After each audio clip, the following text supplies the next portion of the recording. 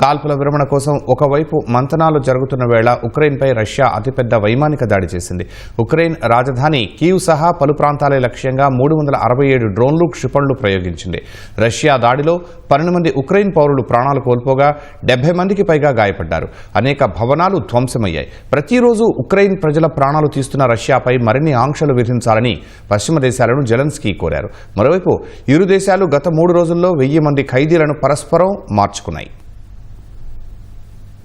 Ukraine రాజధాని Kyiv సహా ఇతర ప్రాంతాలపై రష్యా అతిపెద్ద డ్రోన్ క్షిపణి దాడి చేసింది. 3 ఏళ్లుగా జరుగుతున్న యుద్దంలో ఇదే అతిపెద్ద వైమానిక దాడి అని ఉక్రెయిన్ అధికారులు తెలిపారు. ఉక్రెయిన్పై రష్యా 69 క్షిపణులు, 298 డ్రోన్లను ప్రయోగించినట్లు వెల్లడించారు. ఉక్రెయిన్ రాజధాని కీవ్ బాంబు మూతలతో దద్దరిల్లింది. రష్యా దాడిలో ఉక్రెయిన్లో 12 మంది ప్రాణాలు కోల్పోగా 70 మందికి పైగా గాయపడ్డారు. 80 నివాస భవనాలు ధ్వంసమయ్యాయి. 27 చోట్ల అగ్ని ప్రమాదాలు సంభవించాయి. ఇరాన్ రూపొందించిన షాహెద్ డ్రోన్లను ఉక్రెయిన్ పై రష్యా ప్రయోగించింది. రష్యా దాడులకు భయపడి వందలాది ఉక్రెయిన్ పౌరులు అండర్ గ్రౌండ్ మెట్రో స్టేషన్లలోకి వెళ్లి తలదాచుకున్నారు. అక్కడే నిద్రించారు.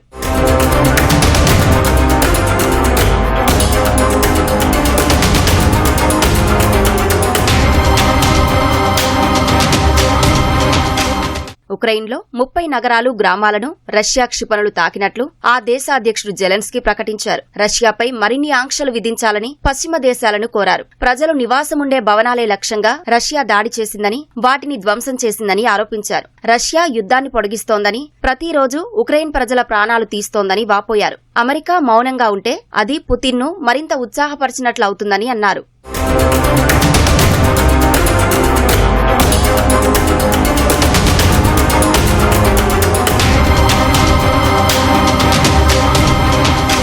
మరోవైపు ఉక్రెయిన్ ప్రయోగించిన 110 డ్రోన్లను కూల్చివేసినట్లు రష్యా ప్రకటించింది. 12 ప్రాంతాల్లో ఉక్రెయిన్ దాడులు చేసినట్లు తెలిపింది. అయితే ఎవరికీ ఎలాంటి గాయాలు కాలేదని వెల్లడించింది. 2022 ఫిబ్రవరిలో రష్యా ఉక్రెయిన్ మధ్య యుద్దం మొదలు కాగా ఇప్పటి వరకు 20% ఉక్రెయిన్ భూభాగాన్ని రష్యా ఆక్రమించింది. గత 3 రోజుల్లో రష్యా, ఉక్రెయిన్ పరస్పరం 1000 మంది ఖైదీలను మార్పిడి చేసుకున్నాయి. ఇటీవల జరిగిన ప్రత్యక్ష చర్చల్లో ఈ మేరకు ఇరు దేశాల మధ్య ఒప్పందం కుదిరింది.